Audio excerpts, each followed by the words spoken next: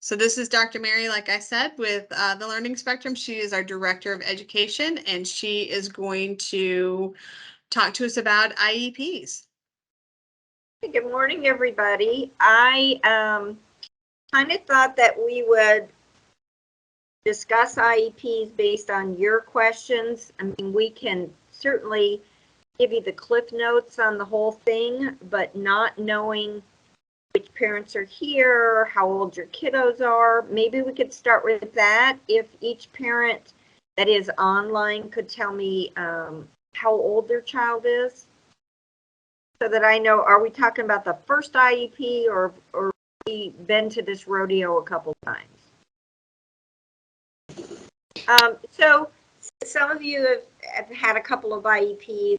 Obviously, the IEP came about because your child qualified following an educational evaluation in your school district.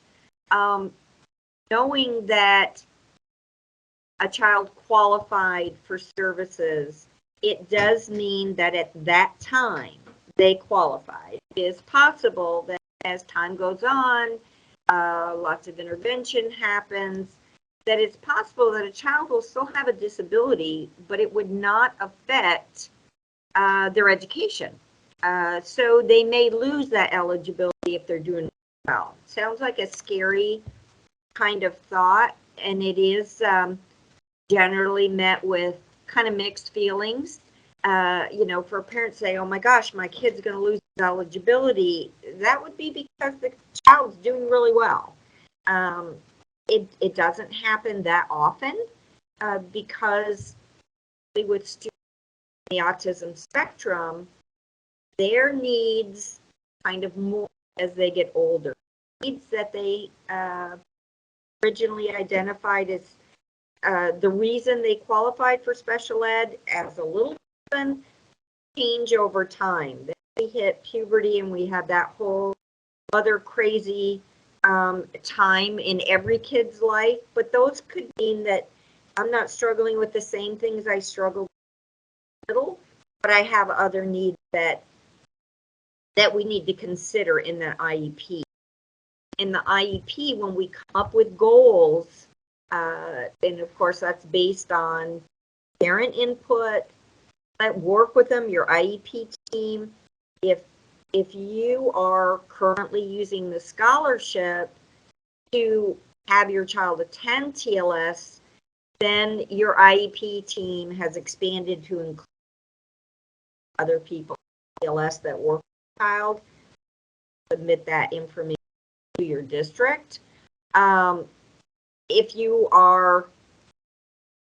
If your child is district placed with us, we now are really officially part of that child's IEP team, and they're working very closely with us up with the best goals for the child.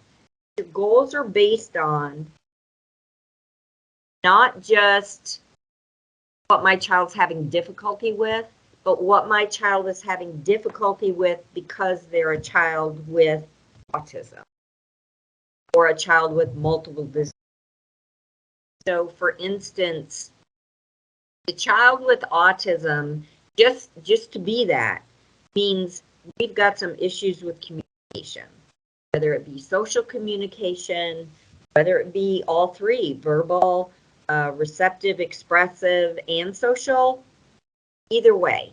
So because of the language issues that children with autism have, when they get school age, we will very often have to write goals related to their reading. And that, in the early years, doesn't become as evident as it does as they move up in the grades, because answers after reading a page, a book, whatever, those answers are less black and white as you get older, and they're more inferential. Meaning, I have to put myself in the place of the main character in that story. And our kids on the spectrum have a real difficulty putting themselves in somebody else's shoes. taking someone else's perspective. So again, we often are writing those types of goals because that is a very real issue for kids on the spectrum. They could be clumsy as all get out. Okay, not really the kid that's going to be, you know, great on the soccer team, but they get around fine in school. And, you know, maybe somebody says, well, they could use physical therapy. However, when they're in school, once they're up there, if they can navigate that building fine, even if they're in a wheelchair or crutches, it doesn't mean we would definitely put something in that IEP goal about that deficit. If they're functioning okay, if they've made it work, then that's not where the IEP is going to go. One thing that I do find after writing a few thousand IEPs over the years, attending a few thousand IEP meetings, is very often parents are not full participants in that process. I am here to say you are the most important person on that IEP team. Know that child the best. You need to provide input. And PLS communicates with you about these are the kinds of things we think your child needs to work on in the next IEP. We need your input on that also, because you may see something else. And whether or not we write a goal about that or submit that goal to your district, it's just very important that you advocate. According to federal law, which is where all the rules for IEPs and ETRs, the educational evaluation, comes from. That all comes from federal law. So it says parents must be a part of that team. Parents can have anybody they want. You know, you want your priest to go to the IEP meeting? Fine. You want your next door neighbor to go? Fine. You may invite anybody you want to that meeting. And whether that's for moral support or this person has some good information about your kiddo. I've been in meetings where we had the babysitter come because the babysitter spent a lot of time with that kiddo and knew a lot about that child. So please know that if you want to invite somebody to that IEP, just let the district know you'll be bringing someone to the IEP. They cannot deny that. The other thing about the advocacy, and I see this, TLS now works with about 40 different districts here in Ohio. So we've got kids coming from lots of different places. And although federal law says the IEP meeting must be scheduled at a time that is appropriate, convenient for the parents too, they really are supposed to be trying to work with you because everybody has a busy life. You go to whatever. But there are times when a district will just say, no, we're having the meeting at 7:30 in the morning on this date. And they make it sound like it's a done deal. If that is not convenient for you, you need to let them know that it is not convenient. They also have to give you at least 10 days notice before confirming this date. So that allows you to check your schedule, make sure that this is actually going to work with you, because you know it's kind of hard for you to be, I don't know, driving in your car between appointments and having an IEP meeting with your child. That's just not going to work. So if you do not get that 10 days notice, you can very say, no, I got to have it. Now, districts cannot miss your child's IEP date. An IEP must be reviewed once a year, minimum. It could be reviewed other times. There are times when you might want to go back and say, I don't think this IEP is working. I'd like to revisit it. but they must do it once a year. So when that date is coming up, you shouldn't be taken by surprise. You're probably going to hear about this IEP within about a month of that due date. Districts get in trouble if they miss that IEP date. So from TLS, our general process is that we will submit our information about what your kiddo is doing on the current IEP, the most recent progress reports. We're going to submit that to your district. And then we're also going to talk about moving forward. These are the things we feel that the child needs to work on. And then we're going to provide baseline information for that. So if we say, if we recommend a goal that would be perhaps, well, stick with reading. Reading comprehension given a fourth grade text, the child will respond to inferential comprehension questions, okay? And we'll say we want them to do that with pretty good accuracy. 4 out of 5 times we want them to be on target, get that correct. So the baseline for that is, what are they doing right this minute on that goal? So we're not going to look back and say, well, last year he read third grade text and did this. Now we need to know what he's doing with this goal that we've recommended. That is what baseline means, and that is the point for which we're going to measure going forward. So if we say, well, right now, Joey's reading this fourth grade text, when it comes to the questions, he's only getting 2 out of 5 correct. And we tried this 3 or 4 times, and that's what he's averaging. That would be the baseline information, and that is our point from which we want him to grow to hit, if we say 4 out of 5 or 80% accuracy. So all that information is put in the IEP. It can get to be a pretty busy IEP, but we don't want 25 goals because we're not going to be able to address them. But know that, like I said, those goals are related to that disability and the challenges that presents for your student. It does not mean that, well, we didn't put 4 math goals in there. It doesn't mean we're not going to address math all day. As a charter school, we're addressing the content standards, and we're presenting a full curriculum to your child, so they're going to get lots of math practice. We're also going to give them the accommodations that they would need for that, but there might not be an IEP goal or multiple IEP goals directed that way.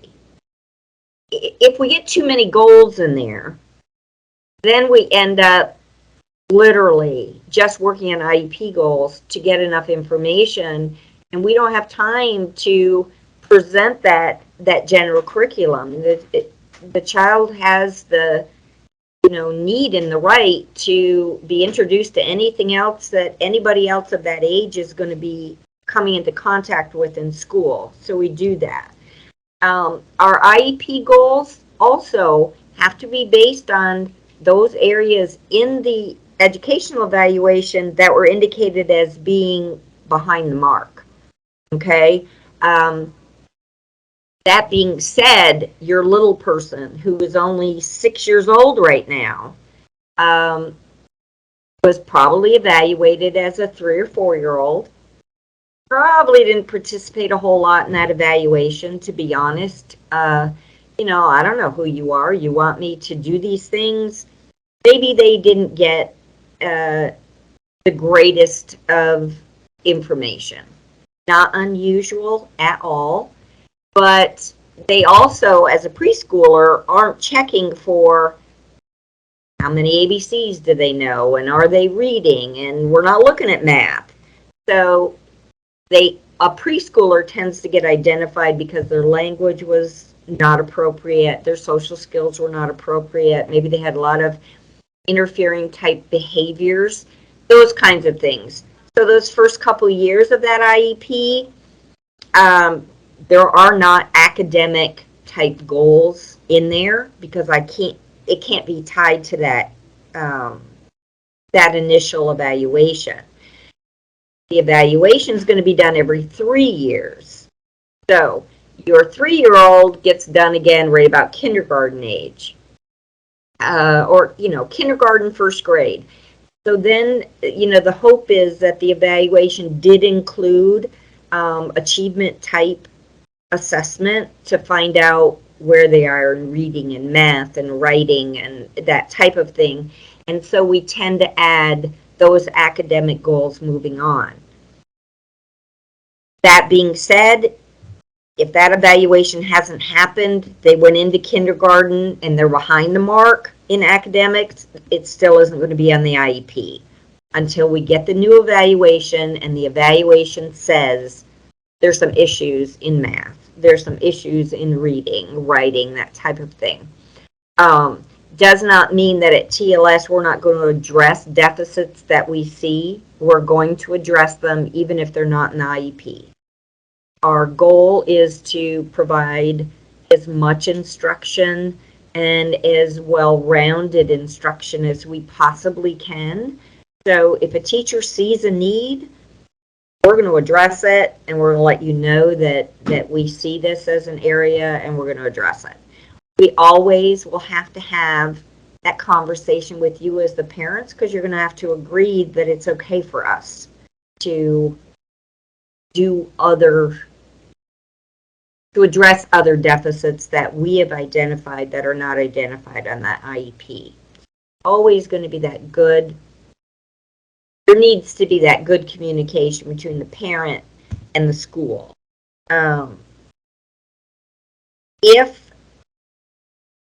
If your district isn't all that excited about you using autism scholarship, for instance, some districts still think that's, a poor choice for parents. Let's say that. The autism scholarship is 100% designed to allow parents to have a choice. That's the reason it was put into place. And you can pick a great scholarship provider who really addresses your child's needs. You could pick a not so great scholarship provider, but the district doesn't have any say in that. They're going to meet with you, do that IEP. They're always going to write the IEP as though the child attends the district school. Okay, so there could be things in the IEP that kind of don't make sense. It'll say in the part about a least restrictive environment. Generally, a separate school like the Learning Spectrum is not considered the least restrictive, but in your IEP, the statement might say, yes, the child would attend the school he would attend if he were not disabled.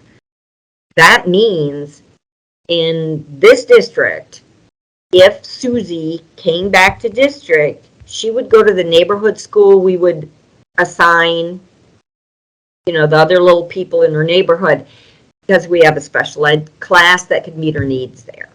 Okay, even knowing she's not going there because you have moved her by choice using the autism scholarship. So some things on that IEP kind of seem contradictory, but that is because the district is required to write it as though they are providing the services. So if your IEP says, my child qualifies for speech and language, for instance, find that you've got goals for speech and language, and on part 7 it says these goals are going to be addressed by the language pathologist in the district 20 minutes a week. Say it says that. But going to TLS, the district is not providing the speech and language. You are likely using your insurance to cover that. We can address it much more than what's in the IEP, but the IEP is always written as this is the minimum that your child would get.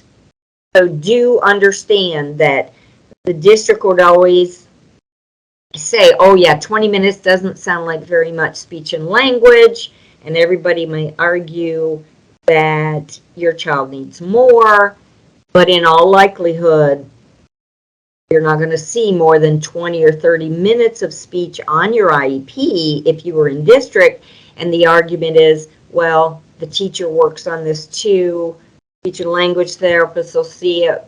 We actually get much, much more. Some kids, you know, the nonverbal child who's just learning to use a communication device is going to need a lot more than 20 minutes a week to get fluent. But that is where you as a parent come in, and being really honest with, no way. You know, if I only get specialized help 20 minutes a week, I'm probably not going to be fluent on that device. You can advocate. Your district can turn you down, but I recommend that you be honest and that you make your feelings known. They need to know that you know what your child needs, deserves, that sort of thing, and don't feel that, well, they're the experts. They should know. I should just bow to them. And I'm not saying go in there and say you want to have, you know, a personal trainer come to your house, work with your kid because your child's clumsy. That ain't going to happen. Well, I take that back. I do know that that did happen in a couple of districts, which is crazy. However, it did. But, you know, a district has to, they've got to be reasonable. You have to be reasonable. But definitely, you are that child's key advocate. And the worst they can do is tell you no. So I definitely say, if you're thinking about going back to district, you're having that IEP meeting and thinking, you know, my child's doing really well at TLS, but I think they should go back to district for any number of reasons. More social interaction, closer home, whatever your reasons are, then you especially want to make sure that you are advocating strongly about what your child's going to need to be successful in that new setting. That's what we're going to recommend. You know, we're going to say he needs this at TLS to be successful. But when our kids are looking at going back to district, then we're going to broaden that a lot more. And you as the parent can go a long way in saying, oh no, I really think lunchtime might be problematic for my child in a great big cafeteria, for instance. And so if that's an accommodation your child might need, well, my child needs to have lunch in a little smaller setting, whether it's remaining in the classroom or some other thing.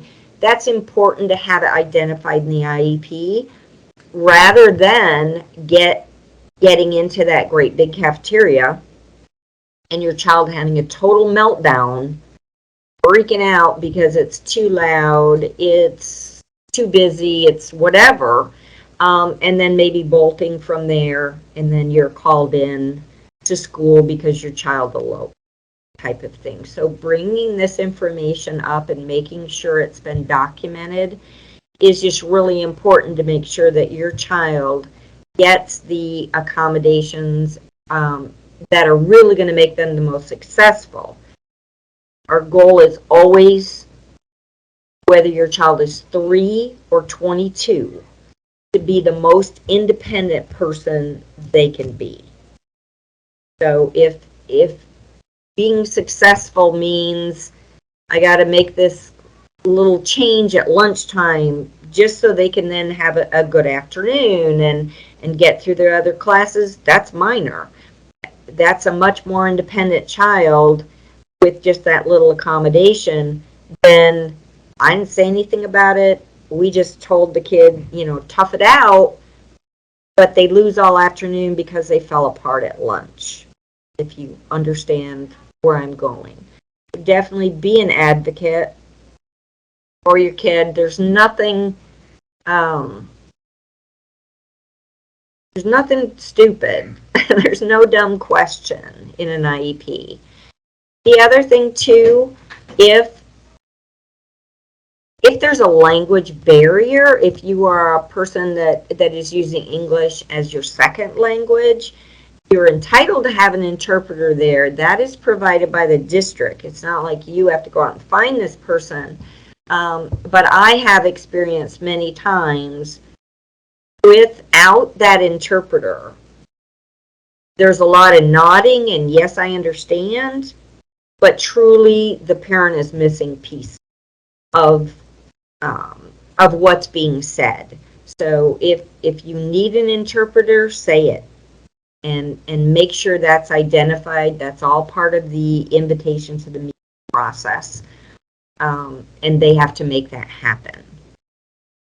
It will make the meeting longer sometimes, most times, but that is something that you are entitled to. So, take advantage of what is offered and what is required. And don't feel that you're making people go to more work, I guess. And I've had parents tell me that, well, that's so much harder to have that in there, the interpreter go through the meeting with me. But on the other hand, if you don't, you're going to go back through that IEP meeting with somebody else who's explaining it to you. So you should know it from the get-go. Once you sign off on that IEP, you're agreeing that, okay, I want to implement this IEP. Okay, let's go for it.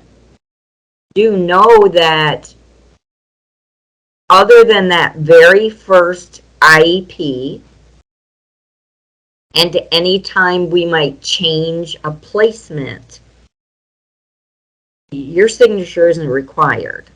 So it is required on the initial IEP. You must sign off saying, I agree with this, I want to do it. Or you could say, I agree with everything except this piece, leave that out, that's fine.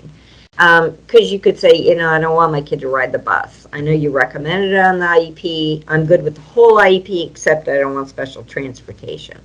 You'd sign off on that. But that's the initial IEP, the very first one.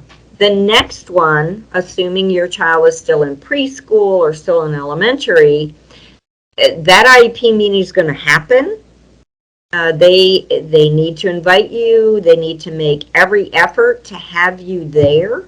But for whatever reason, if you don't show up for that meeting and they made best effort to get you there, which means they tried at least 3 different ways and 3 different times to contact you, they do not need your okay to continue special education services. Okay, and that's a good thing because sometimes things happen and a parent can't make that meeting for whatever reason. It's not because you didn't want to, but sometimes stuff happens and you don't get there. So know that if that should happen, your IEP gets to continue. When a signature is required, such as going from preschool to now I'm going to kindergarten. You went from preschool age services to school age services. That would be considered a change of placement, and that cannot happen without your approval and your written signature. If your child had been placed in a middle school and maybe they only got an hour or 2 a week in a resource room, if that's the placement that child got in an IEP. And then you get into the next IEP and it's like, yeah, Susie's not doing well in that situation. We want to change her to a self-contained type classroom, similar to what we have here at TLS. That would require your signature. They could not move your child from one type of placement to another type of placement without your okay. If you disagreed and said, no, I don't want my child in that self-contained classroom, something called stay put kicks in, and your child would have to stay where the IEP says they have to stay until you go through a whole lot of rigmarole. Maybe districts That maybe they're going to argue with you, maybe they're not going to. But if you do not approve of that change of placement, then it can't happen. Same thing with that ETR. I know we're supposed to only be talking about IEPs, but the ETR is always tied in there. So if every 3 years you got to have a new ETR, or you got to be offered a new ETR. Those of you who experienced ETRs during COVID and all that shutdown, when we weren't face-to-face with our students, a record review most likely got done, which is we just went back through what we had before, so we don't have any new information. But he qualified then, we're going to say he qualified again. But knowing that we're not doing that anymore. You could still do a records review and just say, look, I don't think my kid's going to change eligibility. And so you could approve a record review again. You could waive the right to an ETR. Again, if you felt that nothing's changed, I have the same little person, that went through the last 3 ETRs, it is possible to waive that, knowing that the disability cannot change unless you have a full ETR. So 3 years down the road, we come up and it's like time for a new ETR, and you meet with the district and you go through the planning form. If the district's saying, I don't think autism is the deal on your kiddo, we want to look at the current eligibility, which is autism, I'm assuming right now. But we also think we want to look at something called OHI, which would be other health impairment. Like, we just think, your kid and the ADHD they got going on is the bigger problem. That would be a change in eligibility. They must identify what they're looking at during that planning. So there's not going to be a surprise when you get to the meeting. That, they're not going to say, oh, we decided to say your child's physically impaired when you didn't even know they were looking at that type of thing. A disability can change to another category, but again, full evaluation has to be done. The appropriate steps have to be done. You may not agree with the change. That's a whole other process, and you can argue that and debate that too. But some of our kids do change eligibilities, and that's because a couple reasons. They might have been identified very young, and then after some good solid intervention, wow, they're talking up a storm, they're doing great, they're not having any problems in school anymore, they're getting along with their peers, that sort of thing. So it makes sense. They don't have the same eligibility. Or, like I said, as they get older, maybe it's not the autism or the cognitive disability that's causing the problem. Maybe the difficulties in school are all related to, wow, the anxiety has just ramped up so much in my kid that he's not successful. A district may look at other eligibilities. It doesn't happen very often, but it is possible. And again, then it goes back to the IEP. What is the best placement for that student? The placement is 100% comes out of the IEP. So again, if you felt like you have no inclination of sending your kid back to district now, fine. Doesn't matter what that placement identifies in there. But know that that IEP goes with your child wherever. So your husband, wife gets a transfer for their job, okay? And it says, wow, we're moving to Missouri. And that means that IEP is going to Missouri with your child. So in that case, you want that IEP to be accurate, because the minute your child shows up in the next state, the next county, wherever, they're going to get the services that are identified on that IEP. They're not going to get anything different. So if you have, like you said, you've been thinking, well, I'm not going anywhere.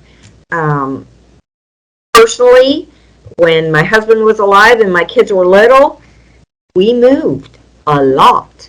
And that meant my kids started in different schools every couple of years. And if I have an IEP, I want to make sure that there's no lapse in services. The minute my kid gets into that new school in a new district, I want them to know what my kid needs and I want those services provided. And that's what the IEP does. So that's the other really huge piece of making sure that IEP represents what your child really needs. Like I said, you may not want to move. It can also mean, well, I'm only going to move from, I don't know, Columbus to Newark. Okay? Um, Different districts can address it differently, and maybe what their resource rooms look like looks different.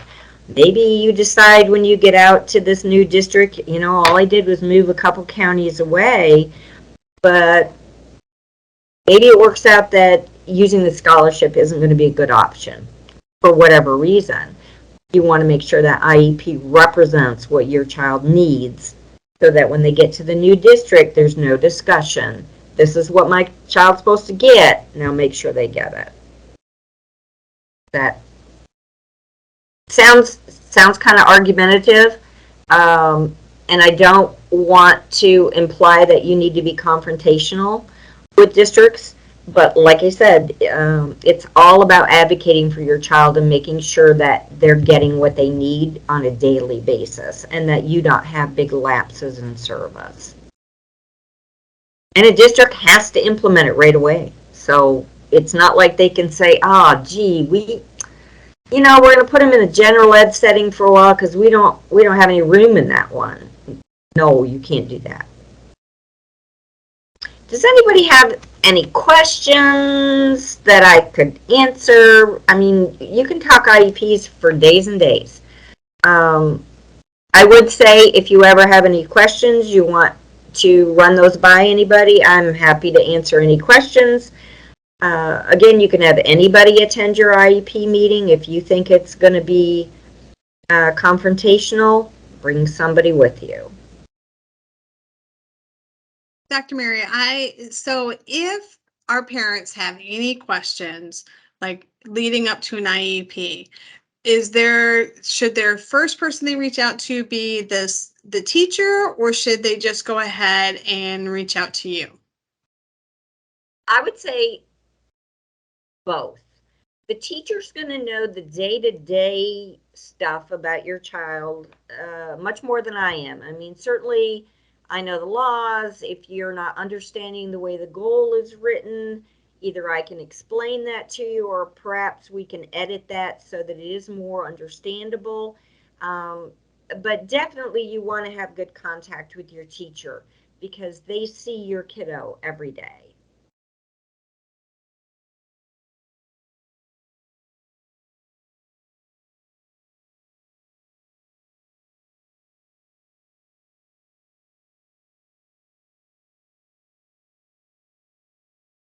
Well, because I mean, what is the goal? Do you want them to know the ABCs or be able to say them?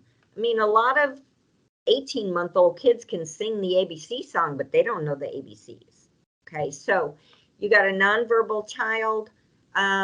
Today, I would write that goal in. He's going to let me know either receptively. I'm going to put out a range and a field of how many choices, and I'm going to give him a receptive command, show me K, show me P. If he can do that, then I at least, yeah, he knows the letter. If he doesn't have to say it to me for me to know that. However, since the IEP goes a year down the road, how do I know? He may accomplish sign and be able to sign that letter to me down the road. I don't care Right. who gives it to me. But I like it identified in the IEP that either multimodal response or for a nonverbal kid, then give me the receptive answer. Let me put out a field and let me ask him. Okay, because we kind of went back and forth in his IEP as far as language. goes, because they were wanting it a certain way, because obviously if they want it to look like he's going there, so they have to write it a certain way. But I just thought they were being awfully pushy as far as thinking that he's going to talk tomorrow. So I'm like, Yeah, maybe he will, maybe he won't, it. absolutely. But it is, I mean, there are a lot of kiddos who are perfectly capable of speaking. However, you can't drag those words out of their mouth. I mean, Right. they're 100% under their control. So if a kiddo decides, I'm not going to answer you, forget it.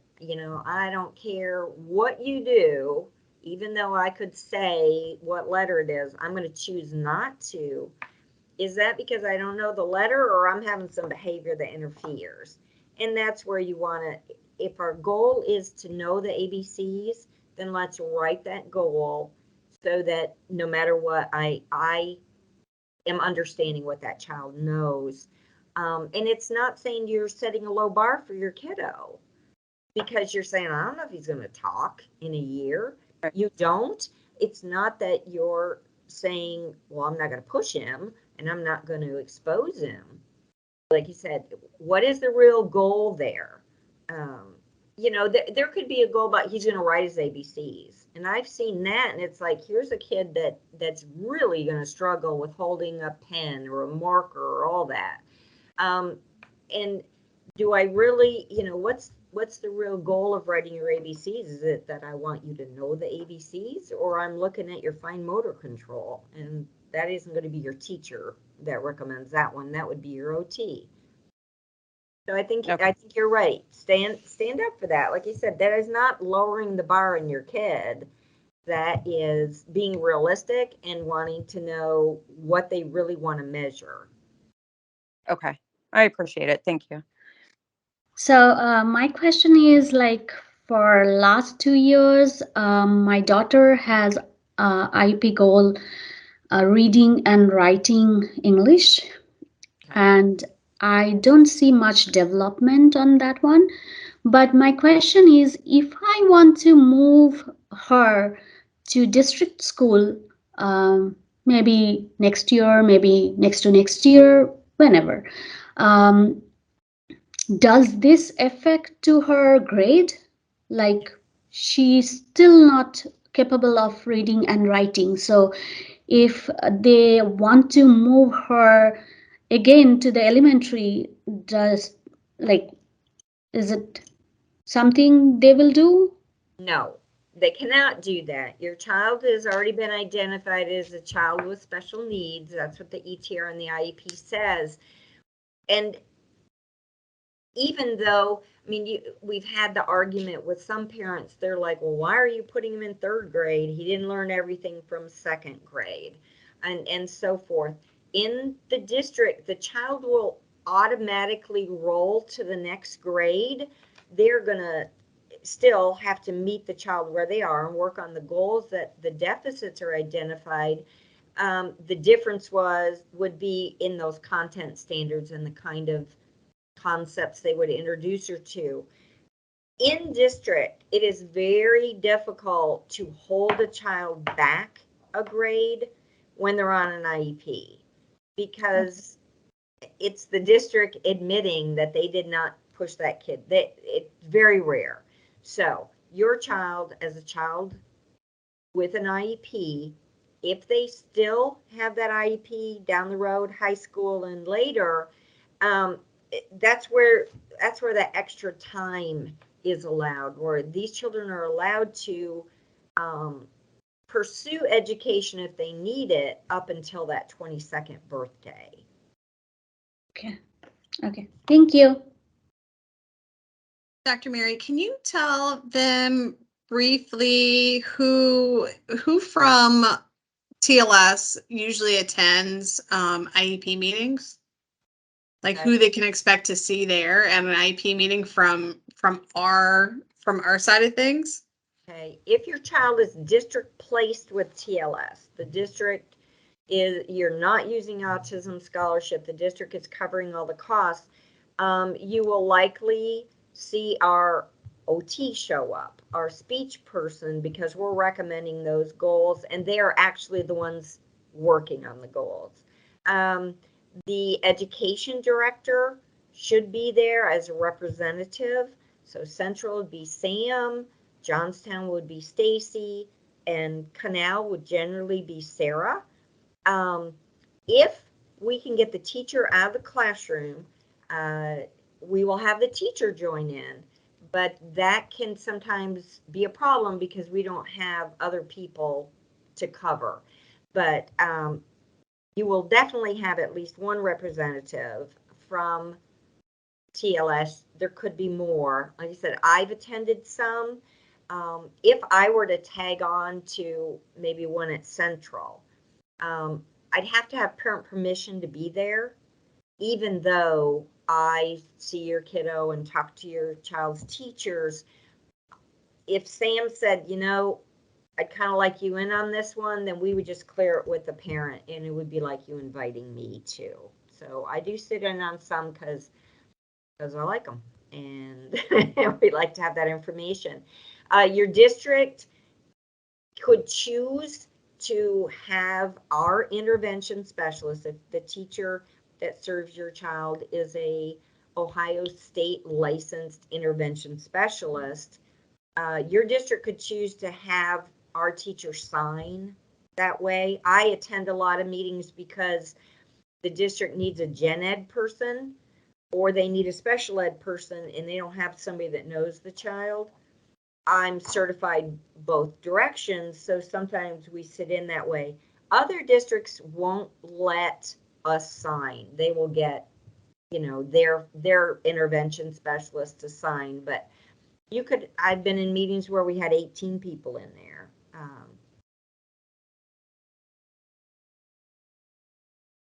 And if it is not district placed, then? Then you're primarily going to have you and dad, parent representative, the director from that site, the education director, possibly the teacher. If you are receiving or using your insurance to access OT or speech, our therapist will not attend that meeting because they are not addressing your IEP goals. They are addressing the service plan they developed, and that's kind of a hitch between insurance and the IEP. They can't work on the same IEP goals. They have to be tweaked.